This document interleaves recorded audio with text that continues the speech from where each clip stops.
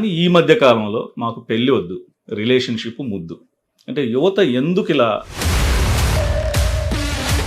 అంతేగాని గొప్పవాడు చూసుకొని లేచిపో, పారిపో, పెళ్లి చేసుకోపో, అందరిది చీకొట్టేసేసి 10 years నుంచి లివింగ్ రిలేషన్స్లో ఉన్నాం. ఆ అబ్బాయి దాదాపు నా దగ్గర 2-3 కోట్ల వరకు. కొంతమంది ఉన్మాదిగా మారచ్చు, కొంతమంది సైకోగా మారచ్చు, కొంతమంది తల్లిదండ్రుల బాధ్యత అనేటప్పటికి చదివిచ్చేసాం, వాళ్ళకి స్వేచ్ఛని ఇచ్చేసాం అంటే అది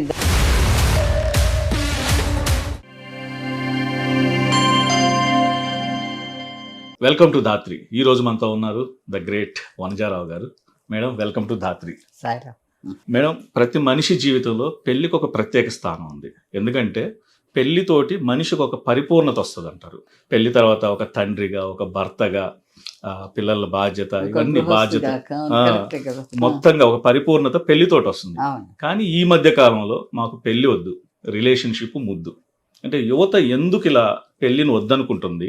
మిడిమిడి జ్ఞానం అని చెప్పచ్చు దీనికి.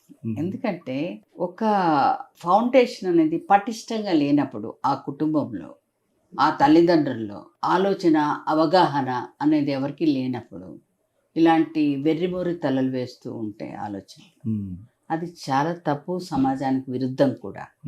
కానీ మొన్న ఒక డాక్టర్ వచ్చారు. అతను ఒక డాక్టర్తోనే, అమ్మాయితోనే ఒక దాదాపు కోవిడ్ నుంచి కూడా ఒక 3-4 years లివింగ్ రిలేషన్లోనే ఉన్నారు. వాళ్ళ ఫాదర్ కూడా డాక్టరే. అతను కూడా అన్నాడు, అతను మీరు అన్నీ లివింగ్ రిలేషన్స్లో ఉండి మీ అలవాట్లు, పద్ధతులు అందరికీ ఓకే అనుకుంటేనే కోవిడ్ అయిపోయిన తర్వాత మీకు చేస్తాను అనేసి అన్నారు. వాళ్ళు హ్యాపీగా కలిసిమెలిసి ఉన్నారు, చక్కగా ఉన్నారు, అంతా ఉన్నారు. కోవిడ్ అయిపోయింది, మ్యారేజ్ చేసుకున్నారు. మ్యారేజ్ చేసుకున్న 6 monthsలో విడిపోయారు.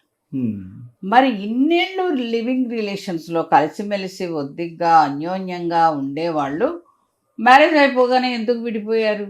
ఆ అబ్బాయిని ఆ క్వశ్చన్ అడిగితే, ఆ అమ్మాయి మంచిదే మేడం, వాళ్ళ తల్లిదండ్రులు మంచివాళ్ళు కాదు, చెడగొట్టేసేసారు.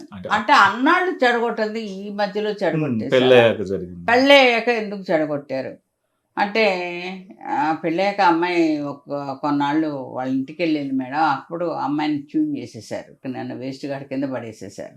ఒక డాక్టర్ ఫేమస్ డాక్టర్ అలా అనేసేసేసారు. నువ్వు వేరే బ్రాంచ్ కదా, నువ్వు అలాంటి బ్రాంచ్ వాడిని చేసుకుంటే ఇద్దరు కంబైన్గా చేసుకోమంటారు కదా, నువ్వు వేరే వాడిని ఎందుకు చూసుకున్నావు అంటే అతని బ్రాంచ్ వేరే.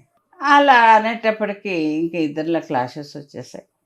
ఓకే, విడిపోయారు. ఇప్పుడు ఆ అబ్బాయి 2 మ్యారేజ్ కోసం వచ్చాడు. ఇంకా ఒక డాక్టరే కావాలన్నారు. వాళ్ళ ఫాదర్ కూడా ఫోన్ చేసి అబ్రాడ్ నుంచి, ఆ అమ్మాయినే చూస్తున్నాను, నడుస్తుంది.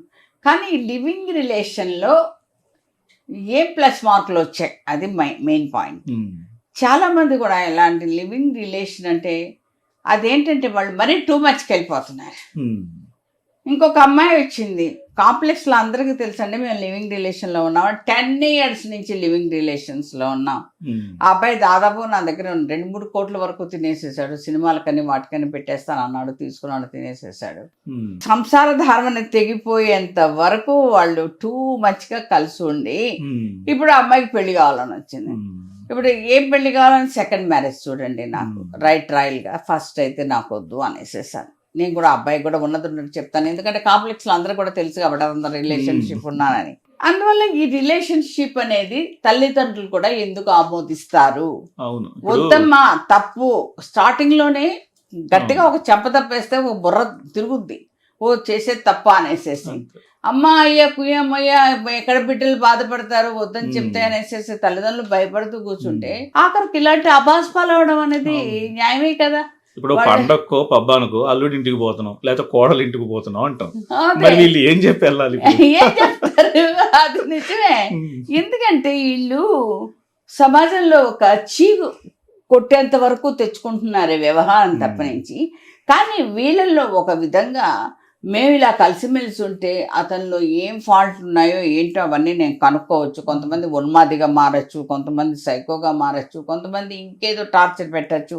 ఇలాంటివన్నీ మేము తెలుసుకొని మొదట్లోనే విడిపోతాము, అందువల్ల మేము కలిసి ఉన్నామనొచ్చు.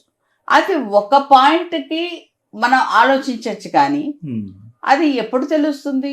కలిసిమెలిసి ఉన్నప్పుడు తెలుస్తుందా? కొన్నాళ్ళు ఆ అబ్బాయి ఎవరికి చెప్పకుండా ఉంటే తెలుస్తుందా? అవును. కొన్నాళ్ళు ఇలాంటివి ఏమైనా ఫిట్స్ కానీ ఏమైనా ఉండొచ్చు, అవన్నీ మాకు తెలుసుకోవాలి కదా. దగ్గరుండి తెలుసుకోవడం, దూరం ఉండి తెలుసుకోవడం అనేది కాదు. ఆ పరిచయం అనేది ఆ టచ్ పినాట్ లాగా ఉండాలి కానీ మరీ అతుక్కుపోయేటట్లు ఉండకూడదు. ఉమ్. అందువల్ల ఇది పద్ధతి కాదు. తల్లిదండ్రులు కూడా స్ట్రాంగ్గా పిల్లలకి వార్నింగ్ ఇవ్వాలి. ఉమ్. పిల్లలకి వార్నింగ్ ఇచ్చినంత మాత్రాన పిల్లలు వినరనుకోండి, ఉమ్. అది లోక సహజమే ఇప్పుడు అవును, నవిడేస్. ఇప్పుడు. కానీ తప్పదు, మనం చేయాల్సింది చేయాలి. ఉమ్. పిల్లల్ని మాత్రం వాళ్ళని అట్లా కలిసిమెలిసి ఉండకుండా వయసు తారతమ్యం అనేది ఎన్నో అడ్డదారులు తొక్కుతుంది. అవును. అందువల్ల మన జాగ్రత్తలో మనం ఉండాలి. తల్లిదండ్రుల బాధ్యత అనేటప్పటికి చదివిచ్చేసాం, వాళ్ళకి అవును. స్వేచ్ఛని ఇచ్చేసాం అంటే అది గర్వం కాదు, స్వేచ్ఛనివ్వడం గొప్పతనం కాదు. ఉమ్. అందువల్ల దాళ్ళలో కళ్ళాలు పట్టుకొని ఉండి పెళ్ళేంత వరకు వాళ్ళని జాగ్రత్తగా చూసుకుంటేనే ఆ గౌరవ మర్యాదలు అనేది నిలదొక్కుకోవడానికి అవకాశం ఉంటుంది. ఇక్కడ కొంత అంటే తల్లిదండ్రులు కూడా వెసులుబాటు చూసుకుంటున్నారు. అంటే ఈ కట్నాలు ఇవ్వడం, లేకపోతే ఎందుకు ఇవన్నీ పెట్టిపోతలను, ఇవన్నీ లేకుండా ఏదో వాళ్ళు కలిసి ఉన్నారు, అయిపోయింది, మన బాధ్యత కూడా లేదనుకుంటున్నారా? అని అంటే అది కూడా ఒక అవకాశం ఉందే కొంత. అందరూ కాదు, అందరూ ఎవరు పిల్లల్ని మంచి మార్గంలో పంపించాలని చూస్తారు, కానీ ఎక్కడో తేడా కొడుతుంది. అంటే ఈ జనరేషన్ ఏంటంటే తల్లిదండ్రులకి పిల్లలకి ఆ లింక్ కట్ అయిపోతున్నట్టుంది. నిజమే, కాదని చెప్పను కానివ్వండి. మనం పిల్లల్ని కని పెంచి పెద్ద చేసి మన స్తోమకు తగ్గట్టు మనం చేయొచ్చు. అంతేగాని గొప్పవాడు చూసుకొని లేచిపో, పారిపో, పెళ్లి చేసుకోపో, అందరిది చీ కొట్టేసేసి అలా వెళ్ళిపో, దూరంగా కొన్నాళ్ళు ఉండి బిడ్డలు కన్నాక ఇంటికి వచ్చేసాయి, ఇలాంటివి చెప్పడం అనేది తల్లిదండ్రులు చెప్పరు నాకు తెలిసి. కొంతమంది చెప్పినా కూడా అది ఏదో అంటారు చూడండి, అత్యాస అడియాసకు చేయటం అట్లా అట్లా వీళ్ళు మళ్ళీ బాధపడటం అనేది వీళ్ళ వద్దే. ఎందుకంటే బిడ్డలు ఏదో తలజడ అమ్మ అని వచ్చినప్పుడు చూసుకునేది తల్లిదండ్రులే కదా. అప్పుడు ఆ బాధ ఎవరికి చెప్పుకుంటారు? అప్పుడు చుట్టుపక్కల బయట ముఖం పెట్టాలన్నా కష్టమే, ఏ పేరెంటానికి వెళ్ళాలన్నా కష్టమే కదా. అందువల్ల అలా కాకుండా ముందుగానే చక్కగా ఆలోచించుకొని చక్కటి అమ్మాయికి మంచి చదువు, ఉద్యోగం అన్నీ చూసుకున్న తర్వాత ఒక చక్కటి మ్యాచ్ చేసేస్తేనే బెటర్. అమ్మాయికి నచ్చిందో వీళ్ళకి నచ్చిందో ఏదో చేస్తేనే బెటర్. కానీ వెళ్ళండి, పారిపోండి, చేసుకోండి అని ఎంకరేజ్ చేయడం మాత్రం సబబు కాదు. థ్యాంక్ యూ సో మచ్, చాలా మంచి విషయాలు చెప్పారు. And keep watching Dhatri TV.